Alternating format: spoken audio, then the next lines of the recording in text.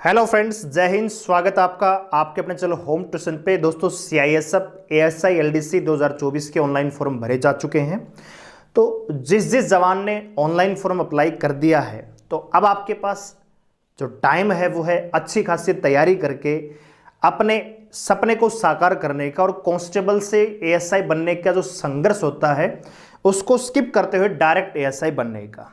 तो दोस्तों हम यानी आपका अपना होम ट्यूशन चैनल आपके लिए पराक्रम बैच लेके आया है मात्र 1100 रुपए में। ये जो बैच है मैथ और रीजनिंग का डेडिकेटेड बैच है। यानी मैथ और रीजनिंग में 90+ स्कोर की मैं गारंटी देता हूं। अगर आप एवरेज स्टूडेंट है और समझने में थोड़ी सी आपकी रुचि रहती है और आपको समझ में जल्दी आता है तो 90+ स्कोर आप आराम से कर सकते हो मैथ और रीजनिंग दोनों सब्जेक्ट में। इस बैच में आपको इंग्लिश की डेली बेसिस पे 20 से 22 मिनट की वोकब की क्लास मिलेगी। वोकब की क्लास में कभी वोकब करवाएंगे, कभी वन वर्ड करवाएंगे, कभी इडियम फ्रेज करवाएंगे और कभी कभी जो इंपॉर्टेंट टॉपिक्स हैं जैसे सब्जेक्ट वर्ब एग्रीमेंट है, टेंस है, वर्ब है, परिपोजिशन है, नाउन है, इनसे संबंधित टॉपिक्स यानी रूल भी आपको करवाए जाएंगे। इसके अलावा कभी कभी क्लोज टेस्ट, कभी कभी कंप्रीहेंशन में करवाऊंगा, लेकिन 20 से 22 मिनट की ही क्लास आपको मिलेगी। तो उसमें आपको मेन जो पोर्शन है वो वोकब का मिलेगा। इसके अलावा स्टैटिक जी का पोर्शन हम करवाने वाले हैं। जैसे प्राचीन भारत की बात करो तो जैन धर्म, बौद्ध धर्म, सिंधु घाटी सभ्यता, गुप्त काल, मौर्य काल, तो topic to topic static GK आपके लेके आएंगे।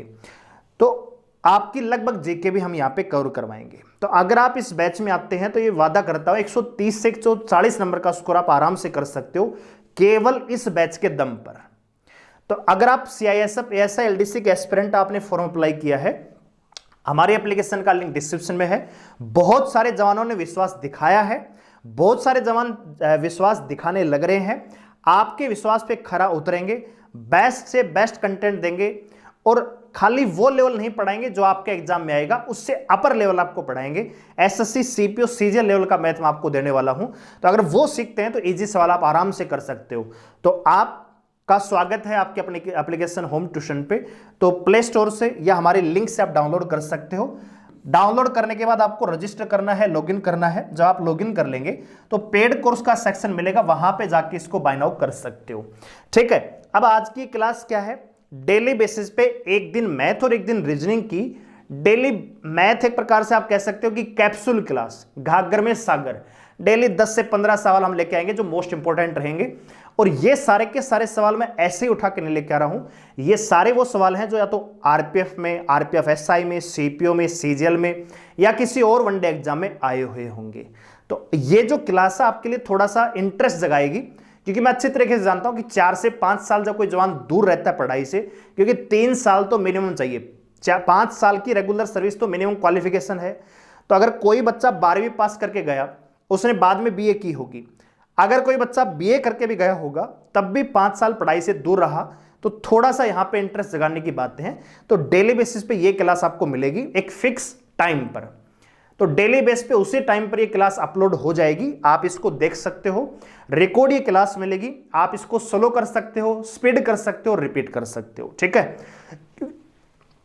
आइए फिर आज की क्लास शुरू करते हैं। लाइव में इसलिए नहीं दे रहा हूं कि हर जवान अलग अलग बातें करता है, कोई कहता है सुबह कर लो, कोई शाम कर लो। रिकॉर्ड क्लास हम दे देंगे, आपका जब मन करे, जहां आपको टाइम मिले उसी समय आप ये क्लास देख सकते हो। ठीक है, और अगर आपको क्लास अच्छे लगे तो वीडियो को लाइक जरूर कर देंगे और चैनल को सब्सक्राइब कर लेंगे। ठीक है, तो आइए शुरू करते हैं आज की क्लास। पराक्रम बैच को आप जरूर ज्वाइन कर सकते हो अगर आप इंटरेस्टेड हो। तो पहला सवाल आपकी स्क्रीन पर आ चुका है। पहला सवाल कह रहा है कि भैया फैक्टोरियल 76 में ट्रेलिंग जीरो यानी शून्यों की संख्या ज्ञात कीजिए। ठीक है दोस्तों, शून्यों की संख्या आपको ज्ञात करनी है। जैसे मान लीजिए मैं गुणा कर रहा हूं 2 गुणा में 5, तो आप कहेंगे जी 10 आएगा, तो आखिरी में कितने शून्य है, 1 शून्य है। ऐसे मान लीजिए गुणा करते हैं 4 गुणा में 6 और गुणा में 5, और मैं आपसे पूछूं कि इस प्रोडक्ट के आखिरी में कितने शून्य होंगे, तो आप कहेंगे जी 4 छका 24, 24 पंजे 120। तो 120 तो प्रोडक्ट होगा, लेकिन शून्यों की संख्या क्या होगी, 120 होगी। ठीक है, ये आपसे पूछा गया है। तो देखिए दोस्तों, अगर मान लीजिए आपसे कहा जाए कि भैया 1 गुणा में 2 गुणा में 3 गुणा में 4 अप टू मान लीजिए 20, इसमें शून्यों की संख्या क्या होगी। या मान लीजिए ऐसे दिया गया हो 1 गुणा में 2 गुणा में 3 गुणा में 4 अप टू मान लीजिए 90, इसमें बताइए शून्यों की संख्या क्या होगी। तो ऐसे सवाल में हम क्या करते हैं दोस्तों, ऐसे सवाल में जो सबसे बड़ा नंबर है ना, जो आपको दिख रहा है, क्या दिख रहा है जी यहाँ पे 20, तो 20 को लीजिए 5 से भाग दीजिए। कितने से भाग देना है? 5 से। जहां तक पूरा पूरा जाता है वहीं तक भाग देना है बस। तो 5 चौके 20। अब 4 को चेक कीजिए कि क्या 4 में फर्दर 5 का भाग जा सकता है? नहीं जा सकता। तो बस यही आपका आंसर हो जाएगा। यानी अगर आप 1 से लेकर 20 तक की लगातार संख्याओं का गुणा करोगे और जो प्रोडक्ट आएगा उसके आखिरी में कितने शून्य मिलेंगे? 4 शून्य मिलेंगे। इसी प्रकार ये 90 लिखा है, तो आपको क्या करना है? 1 से लेकर 90 तक की संख्याओं का गुणा करोगे तो जो प्रोडक्ट आएगा उसके आखिरी में कितने शून्य होंगे ये आपसे पूछा है। तो 90 लेंगे भैया, 90 में भाग देंगे 5 का, कितना आएगा? 18। कितना आएगा भैया? 18। अब 18 में क्या फर्दर भाग दिया जा सकता है 5 का? हाँ जी बिल्कुल दिया जा सकता है। कितनी बार जाएगा? 5 तिये 15, 5 चौके 20 बड़ा चला जाएगा। हमें जहां तक पूरा पूरा जाता है, कम रहे तो कोई दिक्कत नहीं है, नजदीक से नजदीक जाना है, बड़ा नहीं होना चाहिए, और ना ही पॉइंट पे जाएंगे। तो आप कहेंगे जी 5 तिये 15, तो भागफल 3 आया, तो 3 मैंने लिख दिया। क्या 3 को फर्दर 5 से डिवाइड हो सकता है? नहीं। तो बस आप इनको जोड़ दीजिए, 18 और 3 कितना दोस्तों? 21। क्लियर है? अब ये जो फैक्टोरियल लिखा है, फैक्टोरियल के 2 सिंबल होते हैं, इसको ऐसे भी लिखा जा सकता है और इसको ऐसे भी लिखा जा सकता है। मान लीजिए फैक्टोरियल 6 है, इसका मतलब क्या है जी? 6 गुणा में 5 गुणा में 4 अप टू 3 गुणा में 2 गुणा में 1। जैसे मान लीजिए फैक्टोरियल 71 लिखा है, तो इसका मतलब जी 71 इंटू 70 और अप टू 3 इंटू 2 इंटू 1। यानी जो संख्या फैक्टोरियल में है उसको घटते क्रम में लिखना है, मल्टीप्लाई में 1 तक। इसका मतलब होता है फैक्टोरियल। बात आगे समझ में? तो अगर आप मुझे एक बात बताइए, अगर ये फैक्टोरियल 6 है तो इसको 6 गुणा में 5 गुणा में 4 लिख लो, या 4 गुणा में 5 गुणा में 6 लिख दो, भाग तो ये दिए। तो इसका मतलब 76 का मतलब क्या है? आप इसको ऐसे भी लिख सकते हो, 1 गुणा में 2 गुणा में 3 अप टू कहां तक भैया? 76 तक लिख सकते हो। आप उल्टा लिख लो, सुल्टा लिख लो, कोई फर्क थोड़ी पड़ता है, कोई फर्क नहीं पड़ता। तो इसका मतलब यह है कि सबसे बड़ा नंबर क्या है? 76। तो मैं आपको यह बताना चाह रहा हूं कि जब फैक्टोरियल ही दिया हो, कोई इक्वेशन इस प्रकार की नहीं दे रखी हो, खाली फैक्टोरियल, सिंपल पूछ लिया भैया फैक्टोरियल 200 में शून्य की संख्या बताइए, फैक्टोरियल 196 में शून्य की संख्या बताइए, तो आपको कुछ नहीं करना, जो फैक्टोरियल दिया है ना बस उसी को लीजिए और 5 से भाग दीजिए। तो 76 दिया है, 76 में 5 का भाग देंगे तो देखो 18 पंजे 90 ज्यादा चला जाएगा, 17 पा 85 ज्यादा चला जाएगा, 14 पंजे 70, 15 पांचे 75, 15 बार जाएगा भैया, 15 पा 75, 15 लिख लिया।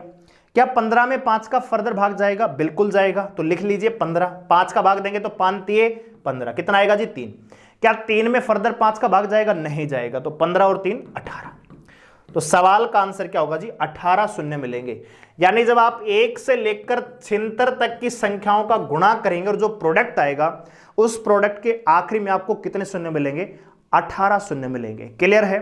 तो ये सवाल जो पेपर आज का मैं लेके आया हूं, ये जो जितने भी सवाल मैं यहां पे करवा रहा हूं ये आपके आए हुए हैं आरपीएफ एसआई 2018। ठीक है, इस बात का ध्यान रखिएगा।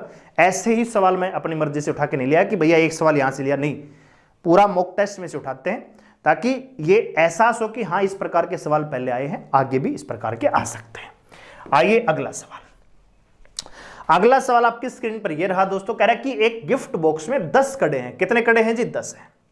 पहले 4 कड़ों का औसत 30 ग्राम है, अगले 6 कड़ों का औसत ग्राम 31 है भैया, तो सभी का औसत ज्ञात कीजिए। तो आपके पास औसत निकालने का तरीका आपको पता होगा कि संख्याओं का योग यानी आंकड़ों का योग बटे टोटल आंकड़े। तो आप इसमें एक तो तरीका यह है कि भैया पहले 4 का औसत कितना है जी? 4 गुणा में 30 टोटल निकालेंगे, प्लस में 6 गुणा में 31 और बटे में कितना कर दोगे जी? 10 कर दोगे। ठीक है, तो आप इसको करेंगे तो 120 आएगा, यहां पे 6 कम 6 186 आएगा। जब आप इनको जोड़ोगे तो ये 300 हो गया, 306 आएगा और 306 में 10 का भाग दोगे तो 30.6 सवाल का राइट आंसर हो जाएगा। क्लियर है? पहला तरीका तो ये है। दूसरा तरीका क्या है, क्योंकि इस प्रकार के और भी जो सवाल होंगे जिसमें संख्याएं थोड़ी बड़ी भी हो सकती है, वहां पे मैटर काम करेगा। मान लीजिए यहां पे तो संख्याएं 4 और 6 दे रखी हो सकता है, मान लीजिए 15 हो 18 हो, तो कैलकुलेशन थोड़ी सी इस प्रकार से हार्ड हो जाएगी। तो एक छोटा सा और तरीका है, समझने की कोशिश कीजिएगा। पहले 4 का औसत कितना है जी? 30 ग्राम है, अगले 6 का औसत कितना है जी? 31 ग्राम। आपसे पूछा है कि सभी का औसत कितना होगा। औसत का मतलब यह है कि जिसके पास ज्यादा उससे ले लो और जिसके पास कम उसको दे दो, बराबर बांट दो, इस यही तो मतलब होता है। तो मैं एक मान लेता हूं, मैं ये मान लेता हूं कि मेरा जो औसत होगा, सभी का जो औसत होगा वो कितना होगा, 30 होगा। 30 मान लिया मैंने, क्लियर है। पहले जो 4 कड़े हैं उनका औसत कितना है जी, 30। मैंने भी क्या मानना है, 30। तो कोई रिफ्लेक्शन यहां पे नहीं है, कोई डेविएशन नहीं है, 30 ही मैंने मानना है, ये भी 30 है। अगर मान लीजिए मैं ये मान लेता हूं कि मेरा औसत मान लीजिए 1% के लिए 28 है, मैंने मान लिया जी 28 है औसत, तो आप देखोगे जी आपने 28 माना, यहां पे कितना है 30, कितने ज्यादा है 2, एक कड़े का मूल्य 2 रुपए ज्यादा है, तो 4 का कितना ज्यादा हो जाएगा, प्लस का 8 हो जाएगा क्या, बिल्कुल समझने की कोशिश करना। अच्छा यहां पे मैंने औसत माना है 28, यहां पे कितना है 3, कितने ज्यादा है 3, एक कड़े का मूल्य 3 रुपए ज्यादा है, वजन है, कड़ा है, कुछ भी है, भार है, कुछ भी है, एक कड़े का 3 ज्यादा है, तो 6 का कितना भैया 18, ये भी 18 ज्यादा है। अब 18 और 8 कितने हो गए जी, 26, 26 ग्राम वजन एक्स्ट्रा हमें मिला है, तो जो एक्स्ट्रा मिलेगा वो सभी में बट जाएगा, कहते हैं ना कटेगा तो सब में बटेगा, है ना, कटेगा तो सब में बटेगा। तो भैया कटना क्या है 26 ग्राम, बटना कितने में है 6 और 4 10 में, तो भैया 26 ग्राम में 10 का भाग दोगे तो 2.6 आएगा क्या, और ये किसका है, प्लस का। तो जो आपने औसत मानना है उसमें प्लस ऐड कर दो, प्लस का 2.6 ऐड करेंगे तो 30.6 आएगा, क्लियर है। अच्छा जी एक और, अभी मैं जो आपको बता रहा था, मैं ये मान लेता हूं, इससे और भी आसान बना सकते हैं कि मैंने मान लिया जी औसत 30 है, तो ये भी 30 है, ये भी 30 है, कोई दिक्कत नहीं है। यहां पे कितना ज्यादा है, एक ज्यादा है एक पर, तो 6 पे कितना 6, तो आप कहेंगे जी 6 हमें 6 ग्राम एक्स्ट्रा वजन है, तो भैया जो एक्स्ट्रा वो सभी में बांट दो, तो 6 को जब 10 में बांटोगे तो 0.6 का फर्क आएगा कि नहीं आएगा, यही आपका आंसर हो गया। तो बहुत सारे तरीके हैं इस प्रकार के सवाल करने के लिए, लेकिन अगर कैलकुलेशन आपको हार्ड लग रही है यहाँ पे जी, कुछ कैलकुलेशन थोड़ी टिपिकल है, तो आप इस तरीके से जा सकते हो, ठीक है। आइए, अगर अच्छा लग रहा हो पढ़ाया हुआ और इसी प्रकार से कंसेप्ट के साथ साथ सिलेबस भी पूरा करना चाहते हो तो पराक्रम मैच में आ जाइए। यहां पे खाली प्रैक्टिस कराऊंगा तो उतना डिटेल से नहीं बता पाऊंगा, डिटेल से पढ़ना है तो आप कोर्स में जरूर आइएगा, है ना। 1100 रुपये ज्यादा नहीं आपके लिए, लेकिन ये 1100 रुपये आपके लिए वैल्यूबल रहेंगे। जब आप एएसआई बनेंगे तो मुझे याद करोगे कि हाँ किसी ने मेहनत करी हमारे लिए, ठीक है जी। आइए बात करते हैं। कह रहे कि एक स्टेशन मास्टर ने एक आयताकार डिजिटल बोर्ड की लंबाई 3%, भैया आयताकार बोर्ड था, ठीक है, इसकी लंबाई को 3% बढ़ा दिया, ठीक है जी, चौड़ाई को 3% कम कर दिया, कोई बात नहीं। यह ठीक वैसा ही सवाल है कि कोई व्यापारी था, उसने 2 घड़ियां खरीदी, घड़ी वॉच, एक को 20% लाभ पर बेच दिया, एक को 20% की हानि पर बेच दी। अच्छा जी, एक भैंसों का व्यापारी है, 2 भैंस खरीद के लाया है, एक को 30% लाभ पर बेच दिया, दूसरे को 30% की हानि पर बेच दिया, ओवरऑल कितना लाभ या हानि होगा। तो दोस्तों इस प्रकार का सवाल जब भी आपको पूछे जिसमें लाभ और हानि इक्वल दे रखा हो, ये लाभ है, बढ़ाया है, घटाया, बात एक ही है, जब भी इस प्रकार का सेम हो तो हमेशा नुकसान होता है। क्या होता है दोस्तों, नुकसान होगा। अगर कोई व्यापारी 2 वस्तुएं लेके आता है, एक को 20% लाभ पर बेच रहा है, दूसरे को 20% की हानि पर, तो ऐसे केस में हमेशा क्या होगा, लॉस होगा। कैसे सर, समझ में नहीं आया, जरा ध्यान दीजिएगा। मैंने मान लीजिए कोई 2 मूल्य, मान लीजिए मैं 2 घोड़े लेके आया, क्या लेके आया जी, घोड़े, ठीक है, मैं इसको 100 रुपए में खरीद के लाया, 2 घोड़े 100 रुपए में लेके आया, कितने में भैया, 100 रुपए में। एक घोड़े का मूल्य है 100 रुपए, टोटल क्रय मूल्य कितना हो गया, 200 हो गया। अच्छा जी, अब बात करता हूं मैं सीपी और एसपी की, जो मैं आपको समझाना चाह रहा हूं, प्रैक्टिकल समझाऊंगा, फिर मैं इस पे आ जाऊंगा। पहले घोड़े को 20% के लाभ पर बेचा, भैया 100 में खरीदा, 120 में बेच दिया, 20% का लाभ कमा 120 में बेच दिया। दूसरे पे कह रहा है कि भैया हमने 20% के नुकसान पे बेच दिया, तो 100 में खरीदा और कितने बेचा दोस्तों, 80 में। तो यहां पे आप देखोगे टोटल क्रय मूल्य कितना है, 200, और यहां पे आप देखोगे टोटल विक्रय मूल्य कितना है, 120 और 80, कितना आएगा दोस्तों, 200। तो 200 रुपए में खरीदा, 200 रुपए में बेचा, ठीक है। लेकिन आप जब यहां पे परसेंट में जाएंगे तो परसेंट में बहुत सारी चीजें यहां पे काम करती हैं, क्योंकि प्रतिशत में आप खाली देखो मूल्य दे रखा हो तो बात अलग है, क्योंकि क्रय मूल्य अगर आपको दिया है या विक्रय मूल्य दिया है तो उसमें हो सकता है कि कोई प्रॉफिट या लॉस ना हो, लेकिन खाली प्रतिशत की बात होगी तो उसमें हमेशा क्या होगा, लॉस होगा। अब इसको मैं परसेंट से आपको समझाऊंगा, मैं खाली परसेंट ले रहा हूं। कह रहा है कि एक को 20% लाभ पर बेचा, दूसरे को 20% की हानि पर, तो 20% का मतलब होता है 1/5। एक को 5 में खरीदा, 6 में बेच दिया, दूसरे को 5 में खरीदा, 4 में बेचा, क्योंकि लॉस में बेच रहा है, तो यहां पे सीपी और एसपी का रेशियो आप देखोगे तो 5 5 25 और यहां पे 6 चौक 24। 25 रुपए में खरीदा, 24 में बेचा, कितने का नुकसान है भैया? एक का नुकसान कितने पर? 25 पे। अभी तो आप कह रहे थे सर कि यहां पे क्रय मूल्य में तो 200 में खरीदा, 200 में बेचा, लेकिन दोस्तों अगर खाली प्रतिशत दिया है तो ऐसे में हमेशा क्या आएगा? लॉस आएगा। ठीक है, क्रय मूल्य में हो सकता है अगर आपको मूल्य दिया है एग्जैक्ट तो उसमें हो सकता है कि नो प्रॉफिट या नो लॉस, या हो सकता है प्रॉफिट हो या लॉस हो, लेकिन अगर खाली प्रतिशत दिया है तो हमेशा क्या होगा? लॉस होगा। अब एक तो तरीका यह है कि आप प्रैक्टिकल ऐसे कर लीजिए। इसी का डायरेक्ट तरीका यह है कि टोटल प्रॉफिट लॉस काउंट करने के लिए क्या करते हैं, एक सूत्र लगाते हैं A plus B plus A B upon 100। अगर मान लीजिए कोई व्यापारी कह रहा है कि दोनों घोड़ों को 20-20% के लाभ पर बेच दिया तो टोटल लाभ क्या होगा? पहले घोड़े को 20% पे, दूसरे को 20% के लाभ पर बेच दिया। तो भैया पहले को 20% के लाभ पर, लाभ को दर्शाते हैं पॉजिटिव मार्क से, प्लस के निशान से, हानि को दर्शाते हैं माइनस के निशान से। तो पहले पर 20% का लाभ, दूसरे पर 20% का लाभ, प्लस में 20 और 20 400 बटे 100। तो आप कैलकुलेट करेंगे तो कुल मिला के इस व्यक्ति को 44% का लाभ हो जाएगा टोटल सौदे में। ठीक है, वहीं अगर मान लीजिए कहे कि एक घोड़े को लाभ पर बेचा, दूसरे को 20% की हानि पर, तो लाभ को दर्शाएंगे किससे? प्लस से। दूसरे को 20% की हानि से, तो इसका मतलब क्या है? माइनस का 20। प्लस माइनस को गुणा करेंगे तो क्या माइनस नहीं आएगा? 400 बटे 100। कैलकुलेट करोगे देखो यहां पे 20 से 20 कैंसिल आउट, तो माइनस का 4 आएगा। और माइनस का मतलब क्या है? अभी आपको बताया, अगर प्लस में आ रहा है तो क्या होगा? प्रॉफिट होगा, माइनस में आ रहा है तो क्या होगा? हानि होगी। तो 4% की क्या हुई? हानि। सेम चीज यहां पे अप्लाई करेंगे। पहले पर 3% की लंबाई को बढ़ाया है तो लंबाई को बढ़ाया है तो प्लस से दर्शाएंगे, प्लस का 3, माइनस का 3, और माइनस का क्या आएगा? 9 अपॉन 100। तो प्लस माइनस तो कैंसिल आउट हो गया, 9 बटे 100 का मतलब है 0.09% की क्या होगी? कमी होगी। ठीक है, तो थोड़ा कंसेप्ट दिया है, थोड़ा टाइम ले रहा हूं, ऐसे मत सोचना कि सवाल ये तो है ना, थोड़ी लंबी वीडियो जाएगी, क्योंकि मेरी आदत है सवाल को अच्छे से समझाने की कोशिश करता हूं। आइए अगला सवाल देखिए। ये सारे सवाल दोस्तों टोटल आरपीएफ सब इंस्पेक्टर 2018 में आए हैं, सब इंस्पेक्टर के एग्जाम में। ठीक है, कह रहे कि 4600 रुपए 8% वार्षिक ब्याज की दर से निवेश किए गए, यदि 5 वर्षों बाद वह राशि निकाल ली जाती है तो आधी राशि को शेयर बाजार निवेश कर दिया तो शेष राशि क्या होगी? तो देखिए दोस्तों, अब इसका एक तरीका यह है कि आप ये राशि मतलब ब्याज निकालेंगे फिर राशि में जोड़ देंगे, एक तो तरीका वो है। दूसरा तरीका यह है कि अगर मान लीजिए मेरा प्रिंसिपल 1000 रुपए है, कितना है जी? 1000, और रेट ऑफ इंटरेस्ट मान लीजिए 10% है, और टाइम मान लीजिए 1 साल का है, तो आप सिर्फ मुझे इतना बता दीजिए कि इंटरेस्ट क्या बनेगा, ब्याज क्या बनेगा साधारण ब्याज पे। 1000 रुपए किसी से उधार लिया 10% की ब्याज की दर से, साधारण ब्याज, तो आप कहेंगे जी 1000 रुपए का 10% कितना? 100 रुपए, 100 रुपए ब्याज बनेगा, यानी 10%। प्रिंसिपल का 10% 1 साल में क्या देना होगा? इंटरेस्ट। दूसरे साल भी क्या होगा जी? सेम 100 रुपए, यानी दूसरे साल भी 10%। अगर मान लीजिए यहां पे टाइम 2 साल होता है तो पहले साल इंटरेस्ट क्या होगा? 10% होगा क्या? हाँ जी, 10% के हिसाब से। दूसरे साल भी क्या होगा?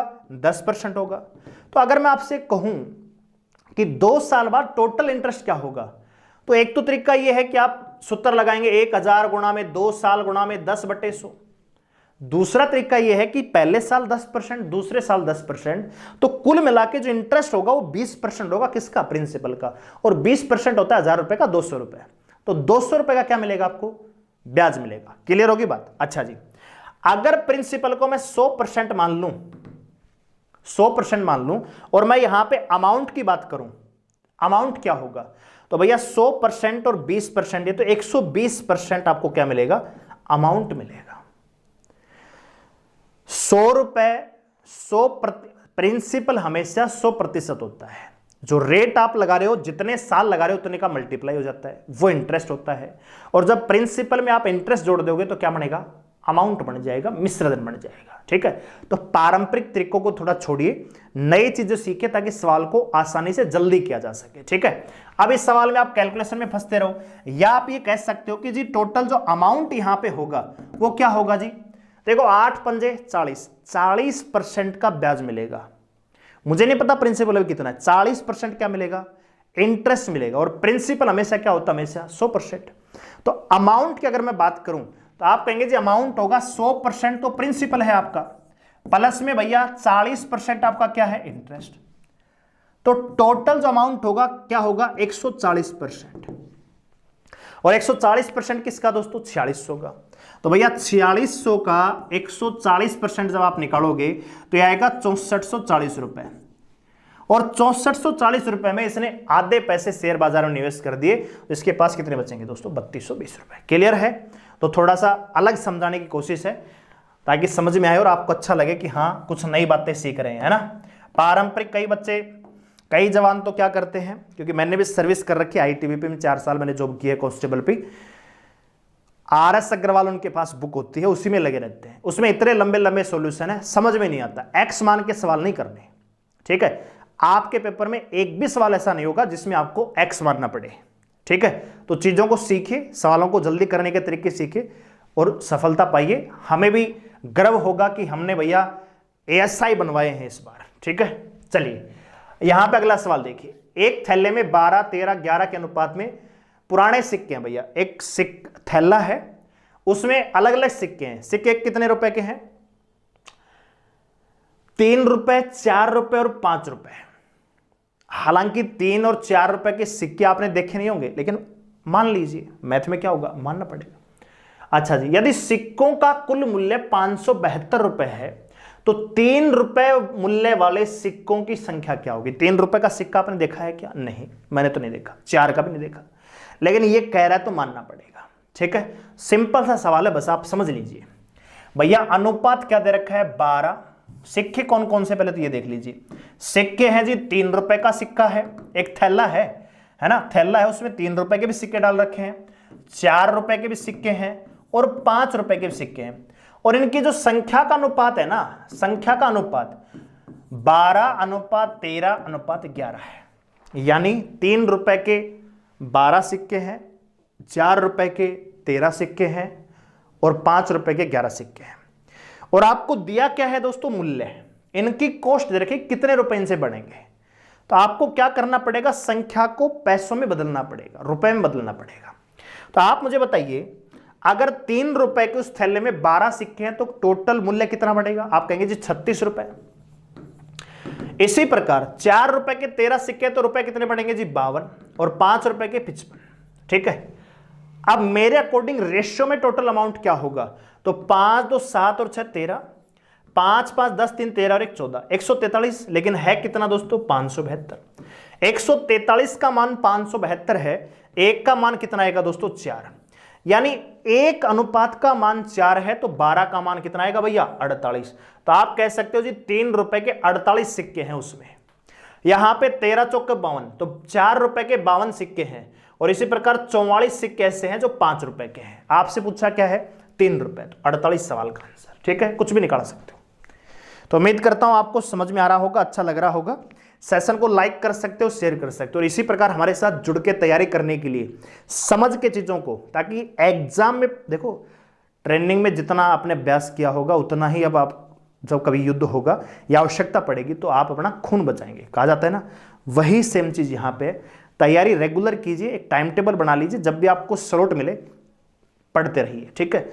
और अगर आपको अच्छा लगे तो डेली मेरे साथ जुड़ेंगे। अगर आप डेली फीडबैक देंगे, डेली पसंद करेंगे, डेली वीडियो को देखोगे तो डेली क्लास दूंगा, ठीक है। चलिए अगला सवाल देख लीजिए। भैया कोई आदमी है जिसका नाम है मार्क, आपको भी सैलरी मिलती है, इसको भी सैलरी मिलती है। कह रहा है कि भैया 14% तो दृष्टिहीनों की संस्था को दे देता है।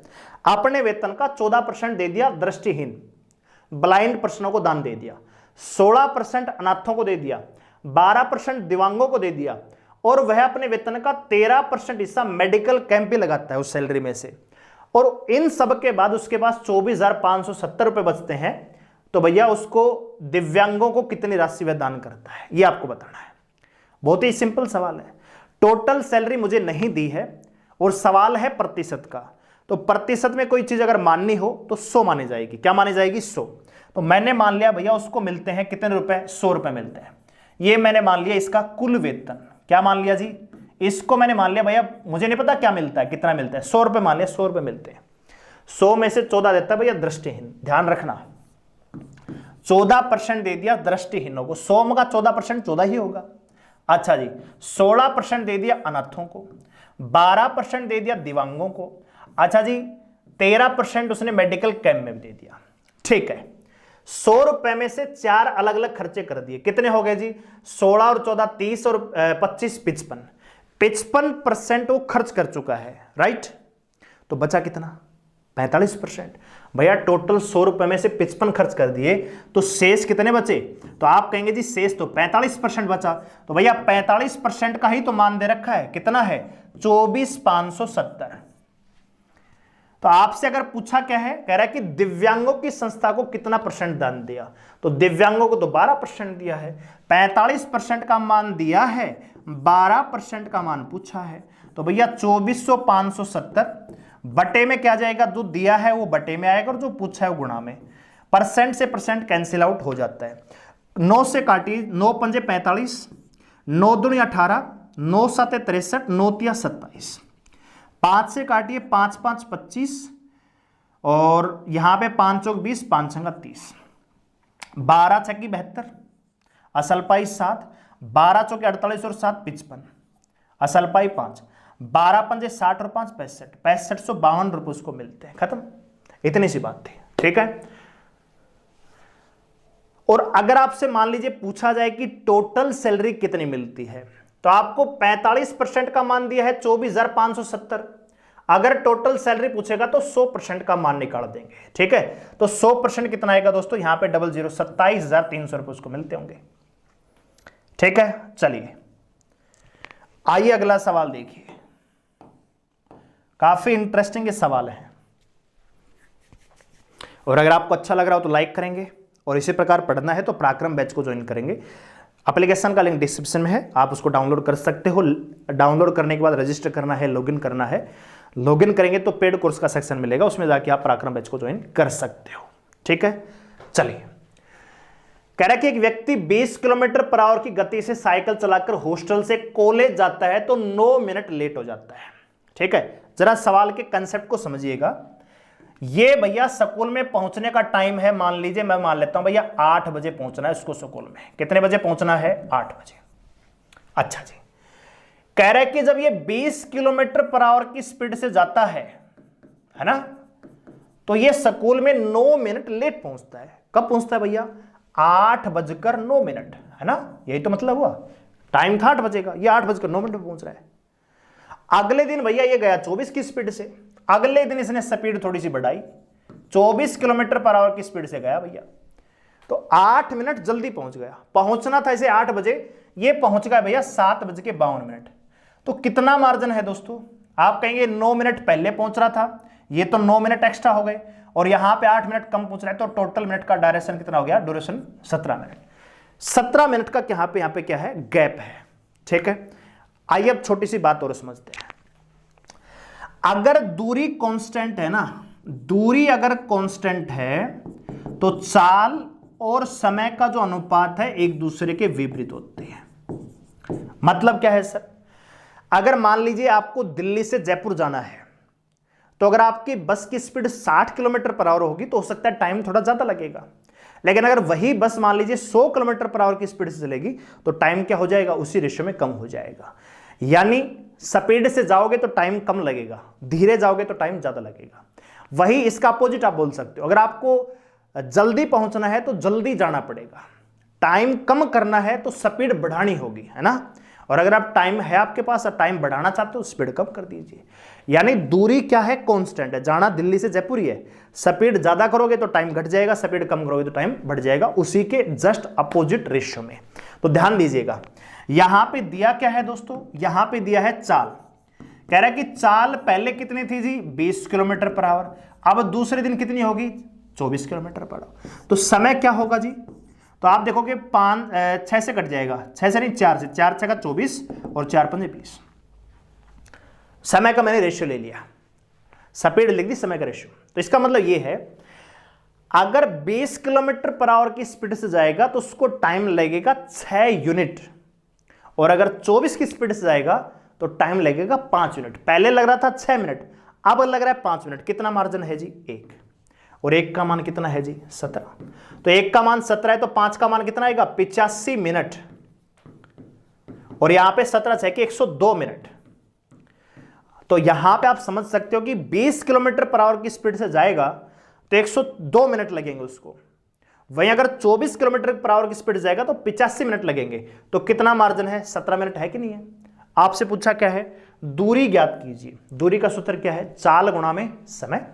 तो आप चाहो तो ये डाटा उठा लो, आप चाहो तो ये डाटा उठा लो, दूरी कांस्टेंट है, दूरी समान है, उसमें कोई बदलाव नहीं है। ठीक है, तो दूरी निकालने के लिए क्या करेंगे भैया चाल गुणा में समय।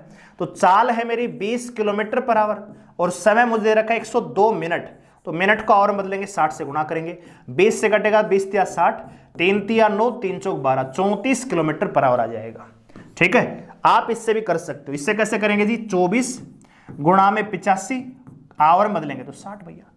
अब यहां पे 5 से कटेगा 12, यहां से कटेगा 17 और यहां पे 12 दूनी 34, 17 दूनी 34 किलोमीटर पर आवर। तो दूरी कांस्टेंट थी इसलिए स्पीड और चाल का रेशियो आप ले सकते हो।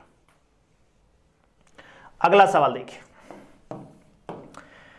और ये बहुत ही अच्छा सवाल है, देखने में आपको टिपिकल लग रहा होगा लेकिन है बहुत आसान। कह रहे कि भैया 4 पेपर इसने दिए हैं। ठीक है, यहां पे मैं लिख रहा हूं कुल अंक और यहां पे लिख देता हूं प्राप्त अंक। भैया कह रहा है कि एक पेपर 80 था, 80 में से इसने 68 नंबर लिए हैं। अगला पेपर 100 नंबर का था, उसमें इसने लिए हैं भैया 78। अगला पेपर 70 नंबर का था, इसको मिले हैं 48। और भैया जापानीज में तो 50 में से 28 नंबर लेके आ रहा है। तो आप मुझे बताइए टोटल नंबर कितने होंगे। तो 7 5 12 और 8 20, 2 और 1 3। टोटल परीक्षा 300 नंबरों की थी, राइट। और इसको मिले कितने हैं भैया टोटल। तो 8 चौक 32, असल पाई 3, और 7 से 13 4 17, 2 19 और 3 22। तो इसको मिले हैं भैया 322 नंबर, सॉरी 222 नंबर मिले हैं कितने में से 300 में से। तो 100 में से कितना प्रतिशत लगाने के लिए 100 से गुणा करते हैं ना। तो भैया 3 7 21 और 3 चौक 12, 74% इसको नंबर यहां पे मिले हैं। ठीक है, चलिए अगला सवाल देखिए। अगर सेशन अच्छा लगे ना तो कमेंट करके जरूर बताइएगा, थोड़ा हौसला अफजाई होगी कि हाँ यार सही पढ़ा रहे हैं, है ना, ताकि आपका फीडबैक पता तो लगे मुझे कितना इंटरेस्ट आप इस क्लास में ले रहे हैं।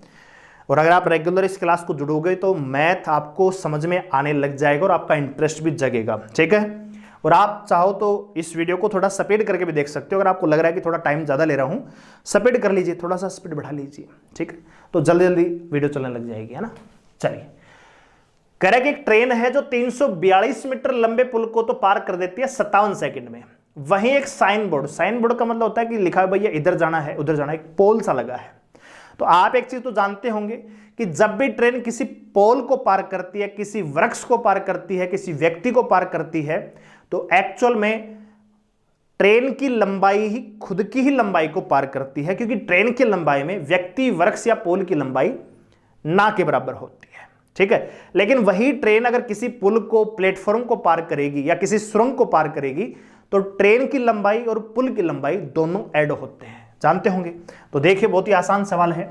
कह रहा है कि रेल जो है 342 मीटर लंबे पुल को पार करती है 57 सेकंड में। ठीक है जी, वही रेल खुद की ही लंबाई को पार करती है कितने में भैया 19 सेकंड में। अब आपने बचपन में माइनस वाला कंसेप्ट तो पढ़ा होगा, ये तो कैंसिल आउट हो गया। तो आप कहेंगे जी 342 मीटर वो चलती है कितने सेकंड में। तो 17 में 9 गई 8 और यहां पे 38 सेकंड में पार करती है। तो देखो 19 दूनी 38, 19 कम 19, 19 152, 19 152, 2 से काटोगे 9। तो यानी ट्रेन की जो स्पीड है, ट्रेन की स्पीड क्या है, स्पीड है जी 9 मीटर पर सेकंड। यह ट्रेन 9 मीटर पर सेकंड चल रही है।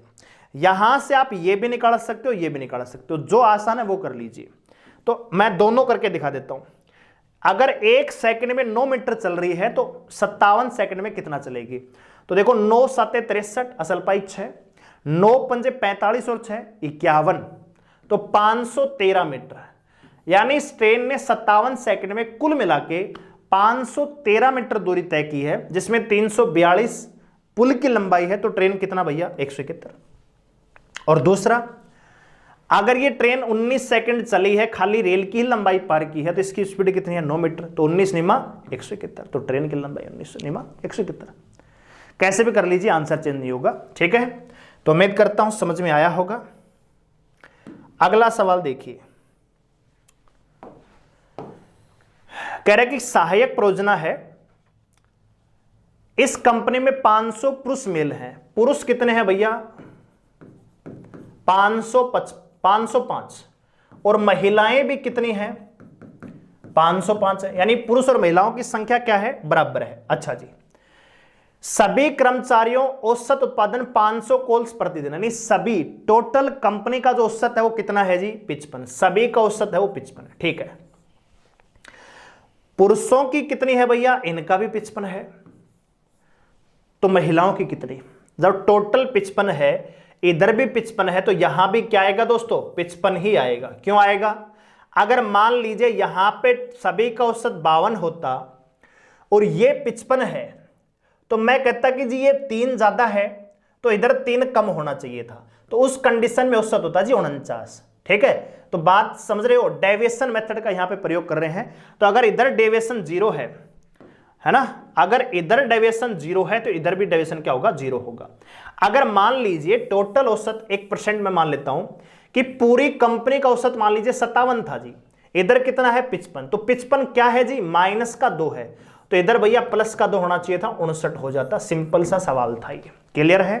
तो आपसे क्या पूछा है जी महिलाओं की, तो क्या आएगा 55 ही आएगा। और ये सवाल दोस्तों आरपीएफ एसआई में आया हुआ है। ठीक है, पूरे सवाल ये आरपीएफ एसआई से लिए हैं, तो देख लीजिए किस प्रकार के सवाल आपके आ सकते हो, किस प्रकार के सवाल आए हुए हैं। देखने में टिपिकल है बहुत ही आसान, कुछ है ही नहीं। ठीक है, चलिए, और ये है आज की क्लास का दोस्तों आखिरी सवाल।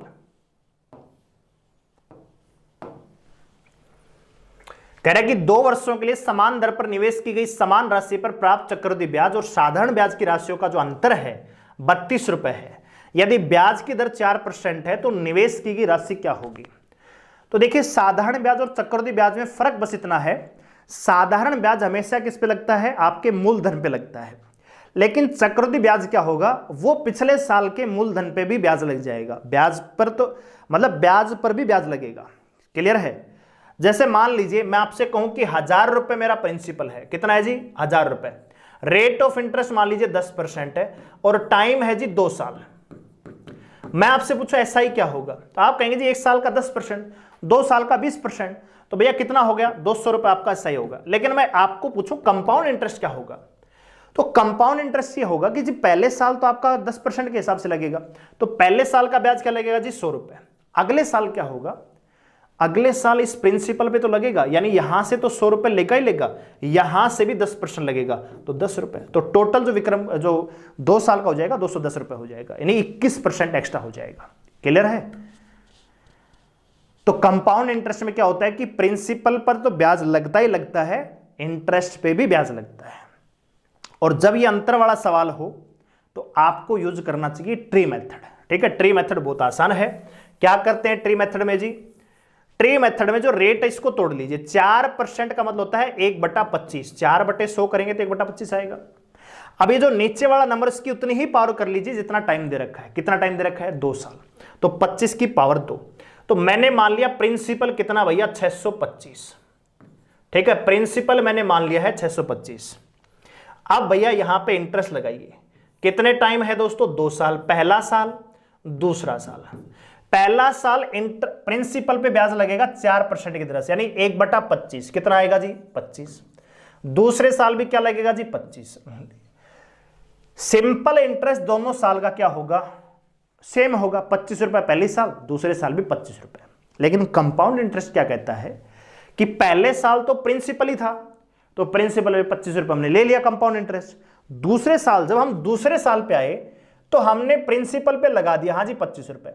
क्या इससे पहले कोई ब्याज है, हाँ जी ये है, इस पे भी ब्याज लगाइए, तो इस पे लगाएंगे जी 1/25, तो कितना आएगा 1 रुपए। अगर मैं आपसे पूछूं, मैं थोड़ा डिटेल में बता रहा हूं आपको है ना, अगर मैं पूछूं कि 2 साल का एसआई क्या होगा, टोटल एसआई, तो आप कहेंगे जी 25 और 25 कितना जी 50 रुपए। कम सिंपल इंटरेस्ट तो 50 रुपए बनेगा। लेकिन अगर मैं 2 साल के सीआई की बात करूं तो ये पहले साल का सीआई, ये टोटल दूसरे साल का सीआई और ये पूरा 2 साल का, तो 25 और 25 50 और 1 51 रुपए। तो एसआई बनेगा जी 51 रुपए। अंतर कितना है जी 1 रुपए। 1 का मान कितना है 32। आपसे पूछा है कि टोटल प्रिंसिपल क्या होगा, तो 32 प्रिंसिपल कितना माना है 625, और आप इसको कैलकुलेट करोगे तो 20,000 इस सवाल का आंसर हो जाएगा। ठीक है, 20,000 इस सवाल का क्या हो जाएगा, राइट आंसर हो जाएगा। तो इस प्रकार के सवाल में देखोगे ये 2 साल का कंपाउंड इंटरेस्ट, ये पूरा 2 साल का, सॉरी ये पूरा जो है 2 साल का कंपाउंड इंटरेस्ट और ये सिंपल इंटरेस्ट है। तो ये नीचे वाले नंबर क्या होते हैं, ये दर्शाते हैं अंतर को। तो डायरेक्ट एक ले लेते, मैंने आपको थोड़ा डिटेल समझाया है।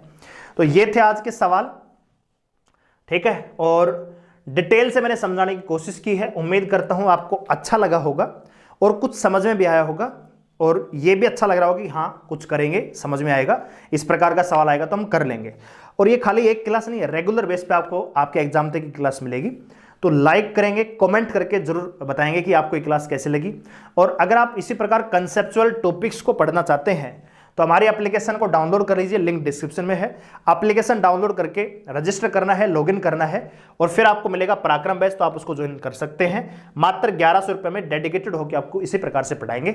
बाकी वीडियो अच्छी लगी हो तो वीडियो को लाइक करें, चैनल को सब्सक्राइब कर लीजिए मैथ रीजनिंग के मॉक टेस्ट के लिए। धन्यवाद, जय हिंद।